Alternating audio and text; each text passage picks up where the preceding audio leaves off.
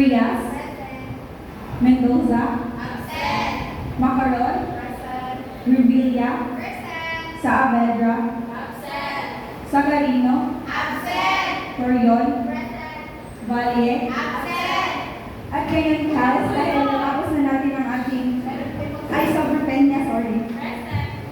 At ngayon class, dahil natapos na natin ang ating pagtatalaniban, ay magbabalik-aral muna tayo ngayon. Sino ba ang makapagbubuod sa ginawa natin noong nakaraang araw? Venos?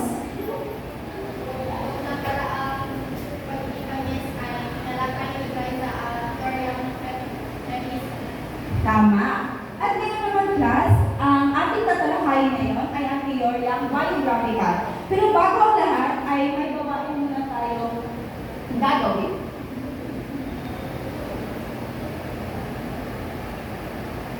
Gagawa kayo ng talang buhay ninyo at ilagay niyo ito sa isang buong papel at bibigyan ko kayo ng 10 minuto para gawin.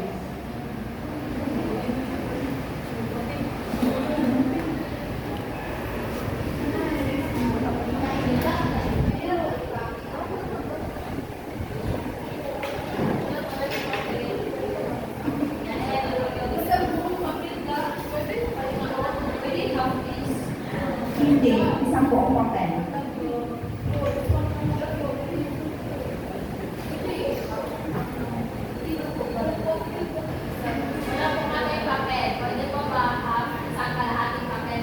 Isang buong papel.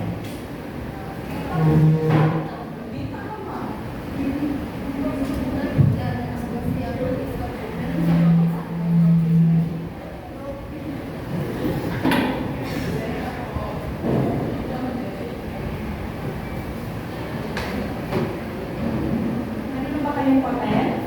Meron na po. Magsisimula na ang 10 minutos.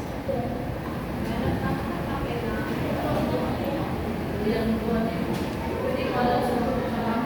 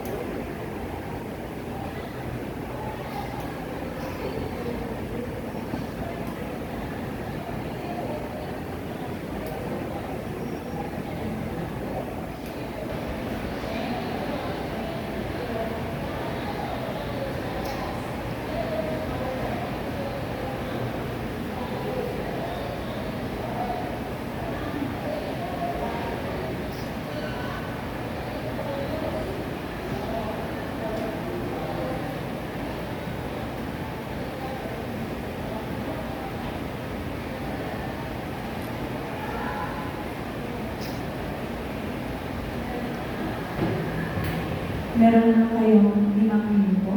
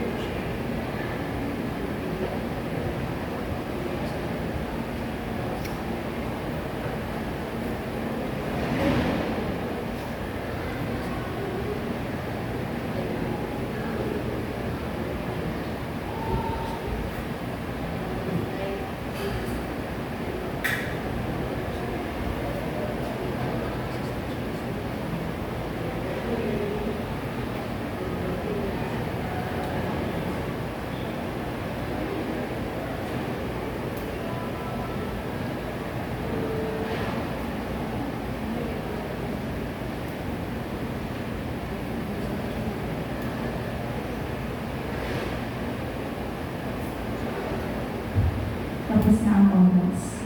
At ipasa sa harapan.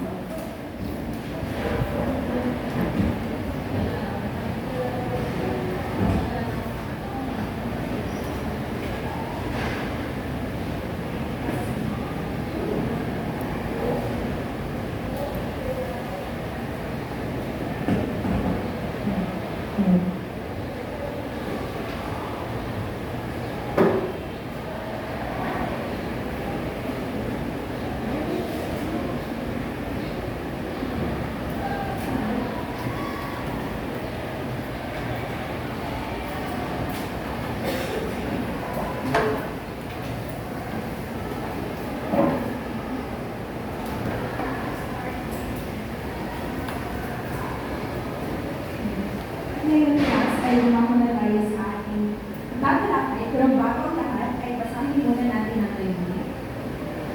Pakibasa ng sabay-sabay. Na ipapaliwanag ang katangian ng teorya biographical na pagkakawa ng sariling talambuhay na iugnay ang mga pag-aaral ng kanilang personal na karanasan na ang mensahe ng aklat sa pamamagitan ng pagbabagay sa klase. Maraming salamat, class. At ngayon, class, ay ating tatalakayin ay tungkol sa teoryang biographical. Pakibasa ng sabay-sabay.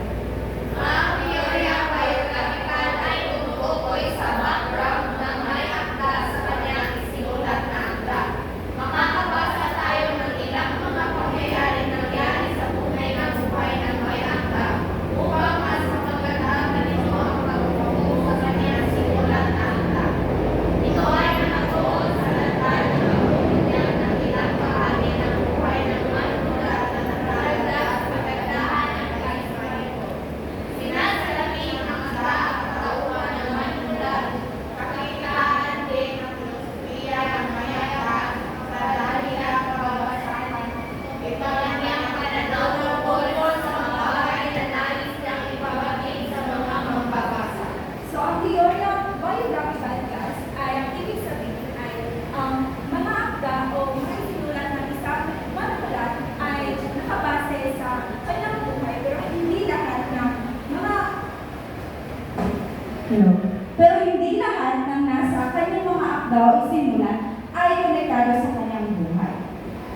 Ngayong class ay dumako naman tayo sa ayon kay Ramos at Minggola na 1978 sa paggamit ng patalambuhay na kritisismo ay matutuklasan pa rin ang iba't ibang impluensya na makakatulong sa mga sining na manunulat at ang filosofiyang kaakbay sa kanyang panahon, ang mga aklat o ang mga akda sa kanyang binasa, ang ibang pangtao na nagsilbing gabay o nakulat sa kanyang mga sulat.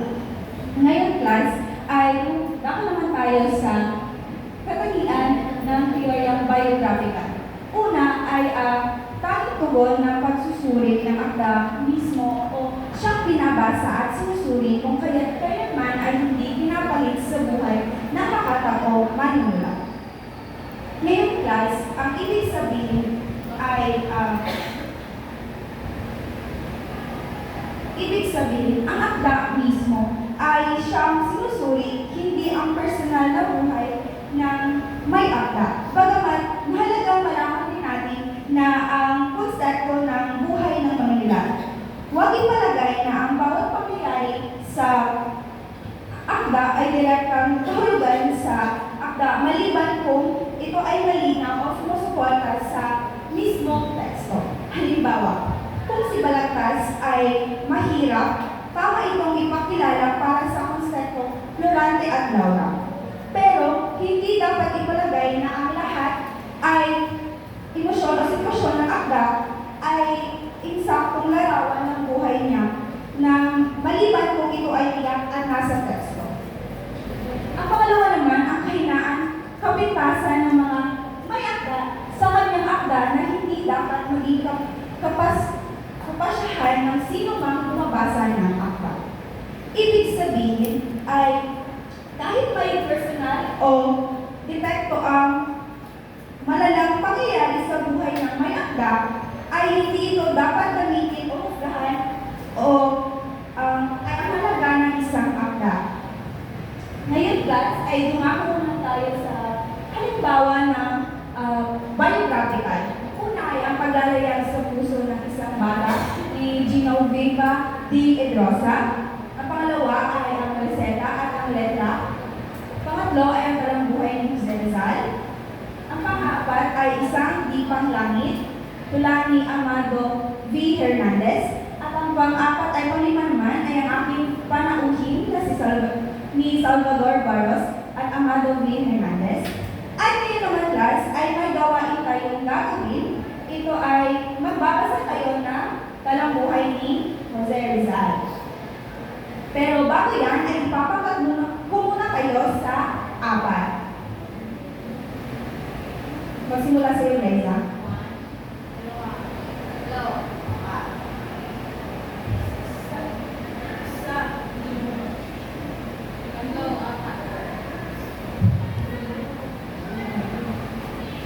Dito ang unang pangkat, ang pangalawang pangkat, pangatlong pangkat, at pangapat na pangkat.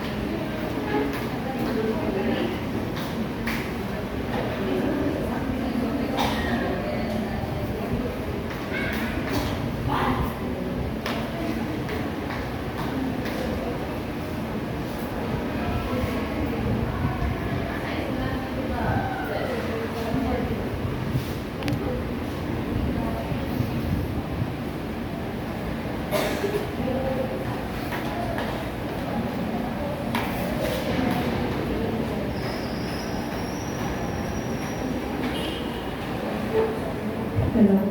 At ngayong class ay bibigyan ko kayo ng limang minuto para basahin ang talanghay. Ito ay pinangkat ko na. Ang una ay ang kapanganakan ng pamilya. Ang pangalawa ay ang edukasyon. Ang pangatlo ay ang mga akdan ni Rizal. Ang pang-apat ay ang paglalakbay niya sa ibang bansa. So, ang gagawin ninyong class ay basahin ninyo ang mga binigay ko at pagkatapos ay may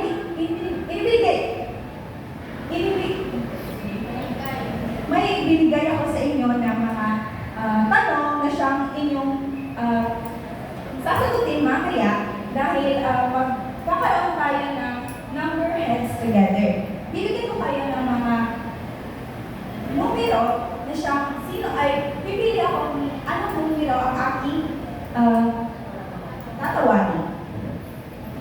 Pwede na kayong magsimula, class?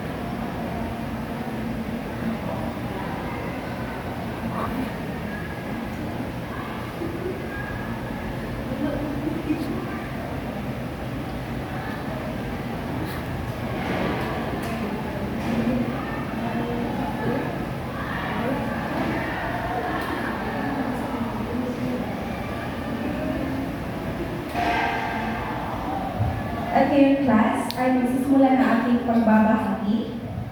Tapos na ang 5 minuto. At ang unahin natin ay ang unang pangkat. Pipili ako ng numero. 2. Sige, third. Pwede bang gumamit ka? Ang tanong ko, Miss, ay paano nakaapekto ang iyong pagkatao ang pagpapalaki sa iyo ng iyong pamilya? Tulad ni Rizal, naging malaking impluensya ang pamilya niya sa pagtulong ng kanyang mga bayan.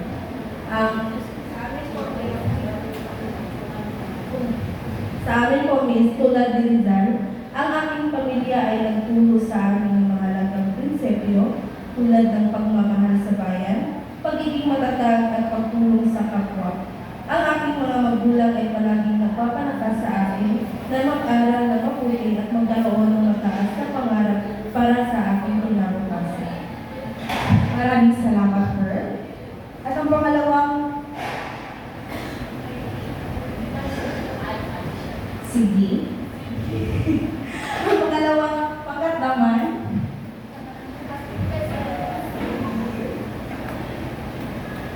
number 2. So, sa amin ay edukasyon.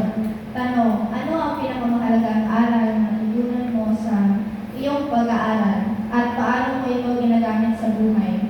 Katulad ng pagtanaw ni Rizal sa edukasyon bilang susi sa pagbabago ng lipunan.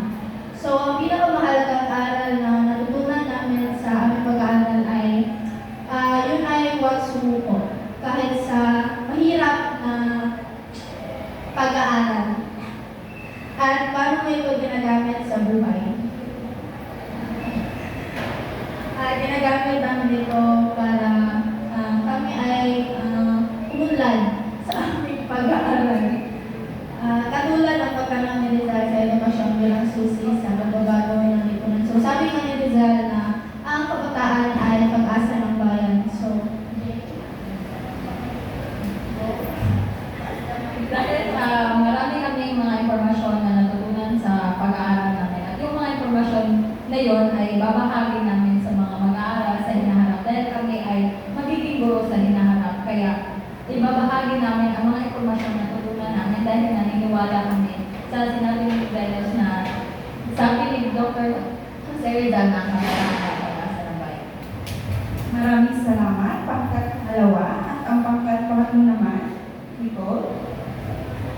So, sa amin po ay ang tanong, kung ikaw ay magsusulat ng isang akda tulad ng Noli Me Tangere o El Filibusterismo, anong isyong panlipunan ang nais mong talakayin batay sa iyong sariling karanasan o obserbasyon sa paligid mo? So, para po sa amin,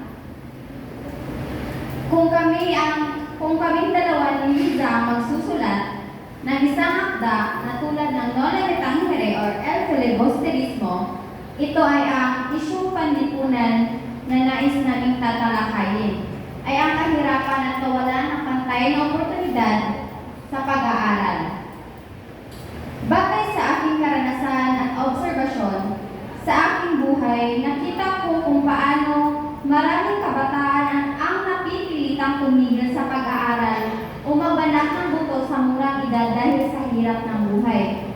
May ilan na tulad ko, nagtatrabaho habang nag-aaral, habang ang iba ay tuluyang bumitaw sa pangarap. Nakita ko rin kung gaano kahalaga ang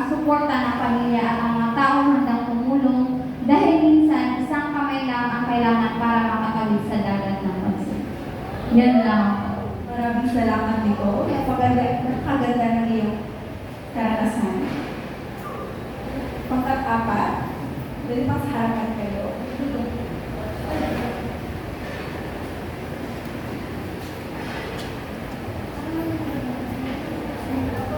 Sige, ang sa amin ay patungkol sa paglalakbay at pakikibaka ni Rizal.